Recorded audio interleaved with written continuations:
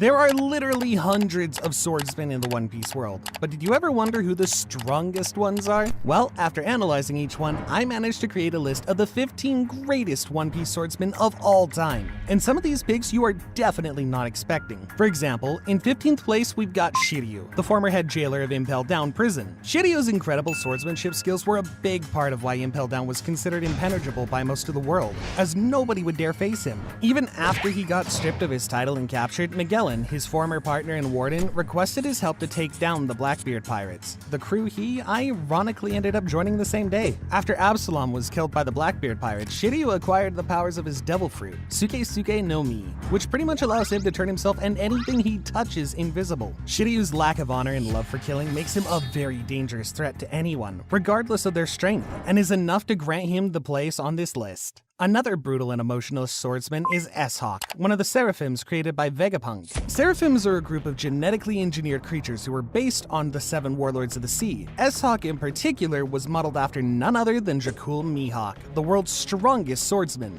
Surprisingly, he also appears to have Lunarian DNA traits, perhaps King's, from the time when he was imprisoned by the world government. S-Hawk first appears on Amazon Lily, where he engages Blackbeard. Although the confrontation was brief, it forced the Emperor to use armament hockey in order to protect himself. Besides being modeled by Mihawk, S-Hawk also wields a blade that shares a striking similarity to Mihawk's Yoru, although it's not quite clear if that's also a product of cloning or if it's just a coincidence. When it comes to feats, in the very short time he's been introduced, S-Hawk has briefly fought against Blackbeard, Lucci, Kaku, Zoro, and even Luffy. Although these weren't serious all-out battles, the fact that Seraphin is still alive just goes to show how powerful he is. It's hard to imagine that there's still 13 swordsmen on the list who are even stronger than this guy, and one of them is Trafalgar Law. Law is a member of the Worst Generation, as well as a very tactical and intelligent pirate, and as such, he suggests that you hit the subscribe button, as it's obviously the smart thing to do. Anyway, his goal is to discover the meaning behind the Will of D and the Void Sentry.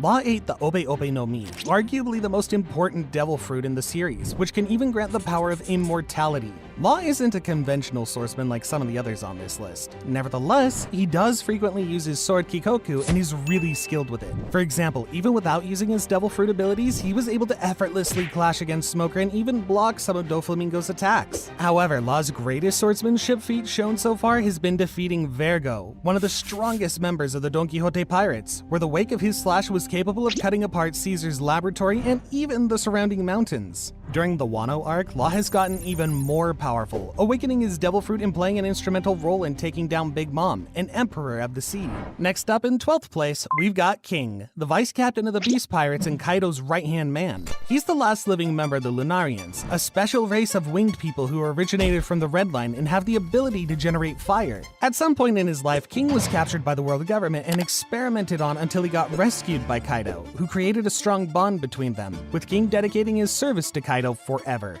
Although the name of King's sword was unfortunately not revealed, we've seen King use it multiple times with extreme proficiency. For example, he single-handedly stopped the Big Mom pirates from passing the waterfall and gaining entrance to Wano, as well as fighting against Zoro on equal footing. It was also recently confirmed that he was with Kaido when the Emperor planned on attacking Marineford, which just goes to show the level of trust Kaido had in King's ability as a fighter. However, no matter how strong King was, he'd stand no chance against the next swordsman on the list, Admiral Fujitora. Fujitora was introduced after the time skip as one of the admirals to fill the empty spots left by Aokiji and Akainu. Like all other admirals, Fujitora believes in a certain type of justice and is more focused on doing what's best for the people before anything else. Due to his blindness, Fujitora wields a Shikomizue, a Japanese sword stick that can be used both as a cane and as a weapon. He also happens to have one of the best devil fruits for a swordsman, as it allows him to infuse gravitational force into his sword and perform some really cool attacks. For example, he can propel large objects, send people flying with gravity, and even casually summon meteors to attack his enemies. Since his introduction, Fujitora has taken on the likes of Doflamingo, Sabo, Luffy, and the Revolutionaries without losing or getting injured. What's more impressive is that he didn't seem to be using his full power in any of these fights. And yes, that includes the time when he summoned a meteor.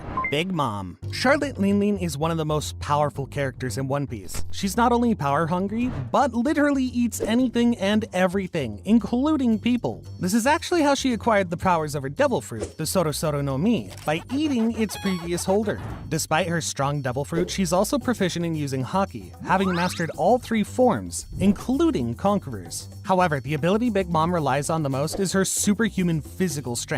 For example, she can throw tremendously destructive punches, kill a large bear with a single smack, as well as break several bones in a giant's body by trying to slap a mosquito on his back. Big Mom wields a really unique sword. It's called Napoleon, and it's actually a homie made by infusing her hat with soul fragments. Big Mom's truly a scary force of nature, with even Roger sneaking into her territory to take a poneglyph rather than challenging her. Of course, this doesn't mean she's stronger than Roger, but definitely strong enough to make him think twice before attacking her. There were still 9 unbelievably strong swordsmen left to cover, and let's continue with Roronoa Zoro. Zoro is the right-hand man to Luffy, as well as the first member of the Straw Hat Pirates. Zoro's goal is to become the world's strongest swordsman, so unlike some of the other characters on this list, he doesn't just use a sword occasionally, but tries to live by it. With that said, Zoro is also quite the norm breaker, as he's the first character so far that uses not 1, but 3 swords to fight, calling this technique the 3-sword style. His current 3 swords are Waro Ichimonji, Sandai Kitatsu, and Enma. Early in his pirating career, Zoro's battled against Mihawk, and although he didn't win that fight, Mihawk sensed Zoro's potential and let him live, urging him to become stronger. In the time that followed, Zoro defeated and took on many powerful opponents. However, his most impressive feats come from Wano, where he not only managed to injure Kaido, the Emperor of the Sea, but also defeated his right-hand man King. But the scary thing about Zoro is that unlike some of the other characters, he's still far from reaching his peak, meaning he'll definitely move higher on the list as time goes on. So far we've covered characters we have a lot of information about, but let's switch it up a bit and cover some mysterious characters now. The Holy Knights. The Holy Knights are a new introduction to the story, and their presence has helped shape the very atmosphere of the current One Piece world. Did you ever wonder why people fear the Celestial Dragons so much? You could claim it's because of the Admirals, and although you'd be right, there's another group of characters that protect the Celestial Dragons and are even more frightening than them.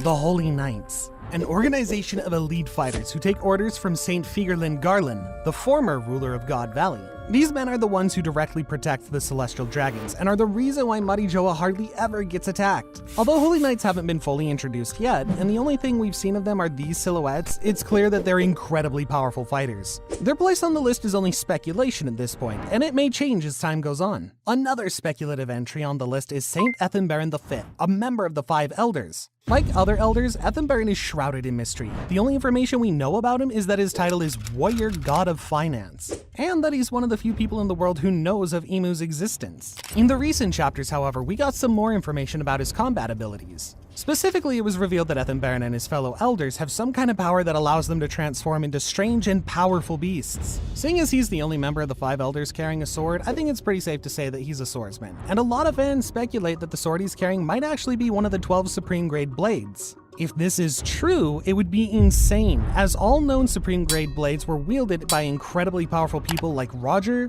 Whitebeard, and Mihawk. Another interesting detail is that all the elders were comfortable being in the same room as Shanks with no security, hinting that they could be on a similar level of strength. Only 6 more characters are left, and from this point on, each character can be considered a swordsmanship god. Silver's Rayleigh. Rayleigh was the vice captain of the Roger Pirates and their trusted confidant of the Pirate King himself. The two met each other during their youth, and Rayleigh quickly made a name for himself to the point that even some Marines preferred to face Roger instead of him.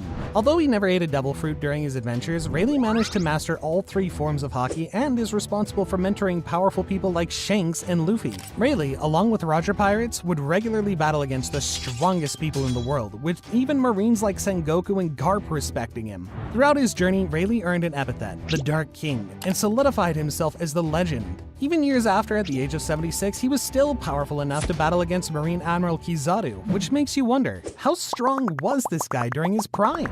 And another legend from Rayleigh's era is Kozuki Oden. Oden was the daimyo of a certain Wano region and was next in line for the position of Shogun of Wano. He was also the leader of a group of legendary and powerful samurai known as the 9 Red Scabbards, with all of them serving as his retainers and most trusted allies. Oden was a swordsman who used a 2-sword fighting style and wielded the twin swords Ame no Habakiri and Enma. Eventually, Oda would go on to become a pirate, first serving as the 2nd Division commander of the Whitebeard Pirates and then joining Roger's crew. Sailing and sparring with the legends like Whitebeard and Roger increased his skills significantly, and when he finally returned home, he was able to seriously injure and almost kill Kaido all by himself. His haki mastery was so great that even after his death, his haki still resides in his sword, with Enma nearly draining Zoro completely when he initially tried to use it.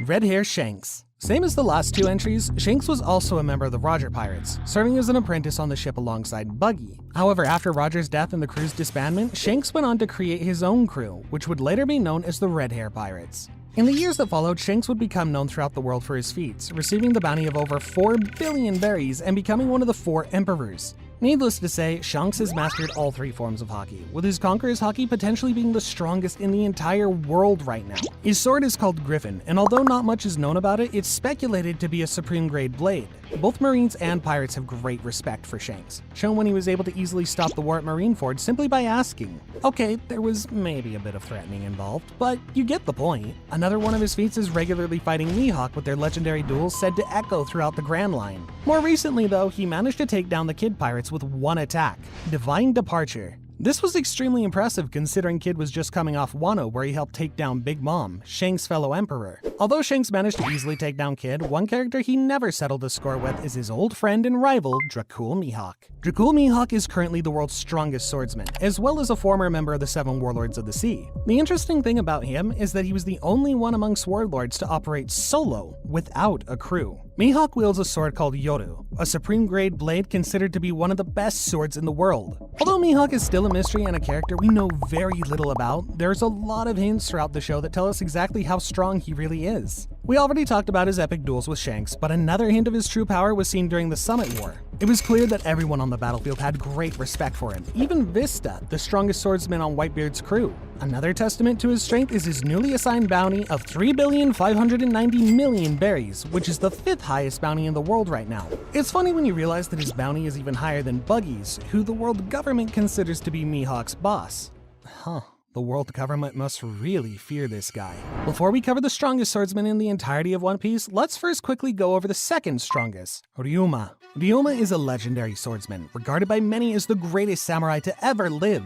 He wielded the sword known as Shishui, a mythical grade sword. Ryuma was a disciplined and powerful samurai who followed the code of honor and strictly believed in the samurai way. He was so powerful that tales of his achievements are known all across the land, with the story of how he killed a dragon with a single slash being the most interesting one. He was practically solely responsible for Wano retaining its independence, as he fended off pirates and all other threats from coming to his home country. All of these legendary feats earned Ryuma the epithet Sword God. As a swordsman, Ryuma had a particular habit. Whenever someone touched their sword sheath with his, even by accident, Ryuma would immediately take this action as a form of challenge and would duel them to the death. This behavior stems from Ryuma's belief that the sword is the swordsman, and despite his honorable intentions, this habit would get him into many needless and bloody confrontations. Countless years after his death, Ryuma was resurrected by Gecko Moria in a bid to build a powerful army of undead soldiers. As a resurrected zombie, Ryuma was nowhere close to his full strength and relied on Brook's shadow to stay alive. This, however, didn't make him a pushover, as Zoro still struggled to fight him and recognized him as a great swordsman.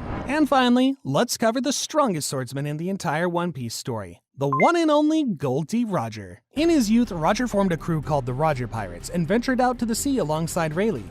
After numerous adventures, the two of them ended up becoming pirating icons and discovering the legendary treasure, One Piece. Roger was a man feared by many, and in one instance, it was even said that he destroyed the army of an entire nation by himself. Only a few people in the world would dare fight him, and even they never seemed to be able to beat him. Roger was a master of all 3 forms of haki, and was arguably the most powerful haki user of his time, if not in history. Like others mentioned on this list, the Pirate King fought with a sword, and not only that, it was a supreme grade blade called Ace. Wielding it, Roger was able to take Odin down in one hit, split the sky during his battles against Whitebeard, and even help in taking down Roxy Zebek. As the man who conquered the Grand Line and had the highest bounty in the history of piracy, Roger definitely deserved first place on this list. Click on this video where we explained all 10 awakened Devil Fruit users in One Piece.